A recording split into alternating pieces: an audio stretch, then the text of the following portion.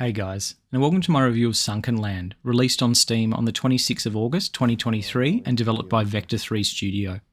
Sunkenland is a post-apocalyptic survival and exploration game set in the near future where water has covered most of the Earth. According to the Steam store page synopsis, Sunkenland lets you explore underwater skyscrapers, nuclear power plants and subway tunnels, gather resources, seek out lost technologies, and collect rare pre-apocalypse items. Okay, so with all that out of the way, we're essentially looking at Waterworld the game. Waterworld being the 1995 blockbuster flop starring Kevin Costner. The concept of Sunkenland immediately pulled me in.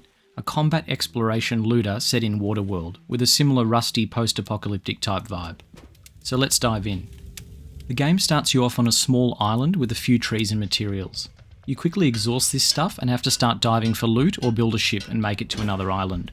The gameplay loop is essentially find an island, kill inhabitants, loot their shit, bring it back, research better shit, rinse, repeat. There's a fairly simple but comprehensive crafting system in place for a game so recently released. You have a few options for base building, out of wood or metal, and there's a series of utility items for cooking food, making fresh water, and of course armour and weapon benches. So far, it's quite simple. If you want to unlock items, you build a research table, and then all you've got to do is find the resources required, and that's it. There's no perks or skills in the game yet, so there's nothing blocking you from progressing except research and materials. The building in Sunkenland is currently what you'd expect, and is sometimes quite buggy. I had a few issues with certain walls not snapping on correctly, and the lack of structures like a staircase, for example, was kind of frustrating.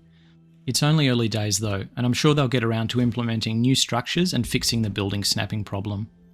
The combat is currently quite janky. Melee enemies are pretty easy to take care of, but ranged enemies often aimbot you in the head.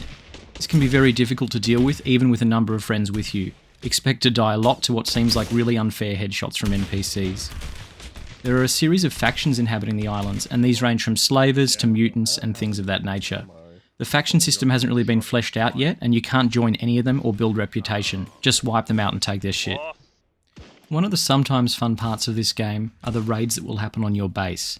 They come out of nowhere, and the enemy groups that arrive increase in numbers each raid. This can be both fun and arduous to deal with, depending on how well equipped you are to deal with them. There's a setting when hosting the server to decrease or increase frequency of these raids, depending on how suicidal they're making you feel. Sunkenland has been created in the Unity engine, and for the most part, the game looks pretty nice for an early access game with a development team of 7 people. There are, as you would expect, a lot of bugs. These range from enemies clipping through the floor, to being able to push a boat whilst you're already driving it, and so on. They're not game breaking, but it feels pretty raw at this state. Vector 3 have released a roadmap on what they're going to be working on, and it looks like there's some good stuff planned regarding factions, random map generation, and lots of other stuff. Let's hope they keep their word. So what's the verdict? Sunkenland surprised me with how playable it was on day one.